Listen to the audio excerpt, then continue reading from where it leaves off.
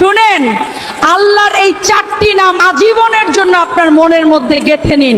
সারা জীবন আপনার কাজে লাগবে। আপনি বিশ্বাস করুন, জীবন বদলে যাবে।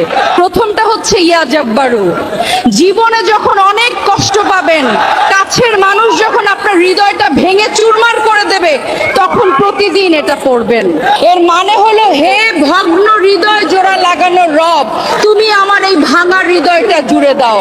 দেখবেন ভেতর থেকে এক অদ্ভুত প্রশান্তি পাবেন। তৃতীয়ত, আপনার যদি রিজিকের খুব অভাব হয়, পকেটে টাকা না থাকে, তখন পড়বেন ইয়া রাজ্জাকু।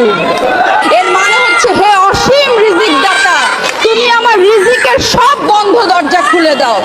তৃতীয়ত, আপনি যখন ভীষণ ডিপ্রেশনে থাকবেন, টেনশনে যখন রাতের ঘুম হারাম হয়ে যাবে, তখন পড়বেন ইয়া সালাম। এর মানে হলো, হে শান্তির মালিক, আমার অশান্ত মনে তুমি শান্তি ঢেলে দাও। আর 4 নাম্বার, বারবার দোয়া করারও পরও যখন দেখবেন দোয়া কবুল হচ্ছে না, তখন হতাশ না হয়ে পড়বেন ইয়া মুজিবু, মানে হে দোয়া কবুলকারী রব, তুমি আমার ফরিয়াদ কবুল করে নাও। ভিডিওটা আপনার সেই প্রিয় মানুষ বা বন্ধুকে শেয়ার করুন।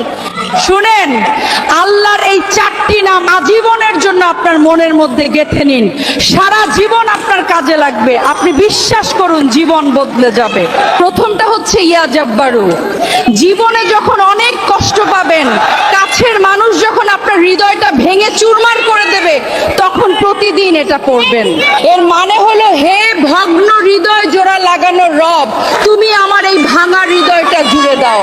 দেখবেন ভেতর থেকে এক অদ্ভুত প্রশান্তি পাবেন। তৃতীয়ত, আপনার যদি রিজিকের খুব অভাব হয়, পকেটে টাকা না থাকে, রোগী মারা যাওয়ার পর ডাক্তার আসার যেমন কোনো মূল্য নেই, তেমনি মন মরে যাওয়ার পর ফিরে আসারও কোনো মানে নেই। ক্ষত যখন দগদগে ছিল, তখন পাগলের মতো মলম খুঁজেছিলাম। আজ ক্ষত শুকিয়ে গেছে, দাগটা হয়তো আছে, কিন্তু ব্যথার আর অস্তিত্ব নেই। গতকাল ছিল জীবনদায়ী ওষুধ, আজ তুমি শুধুই মেয়াদ উত্তীর্ণ আবর্জনা। এটাই সময়ের